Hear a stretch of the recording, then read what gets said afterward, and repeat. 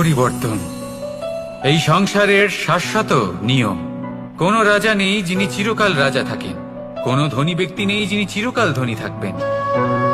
এই সংসারে সূর্যের স্থান নেওয়ার জন্য চন্দ্রিমার আগমন ঘটে। কোন স্থান যাকে পতিত বলা হয়েছিল সেখানে মহল তৈরি হয়েছে, কোন স্থান যাকে আজ মলিন বলা হয়েছে কাল সেখানে মন্দিরও স্থাপন হতে পারে। কোন ঋতু চিরকালের জন্য থাকে না, কখনো সময় চিরকাল একরকম থাকে না।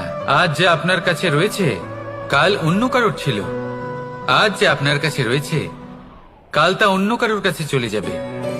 আপনার সাথে কিছু থাকলে তা হলো আপনার কর্ম, কিন্তু সেই কর্মের পরিণামও আপনার নয়। আপনি শুধু কর্ম করুন, বাকি সবকিছুই পরিবর্তনশীল। কিন্তু সেই পরিবর্তনকে দেখে ভয় পাওয়ার প্রয়োজন নেই, তাকে স্বাগত জানান।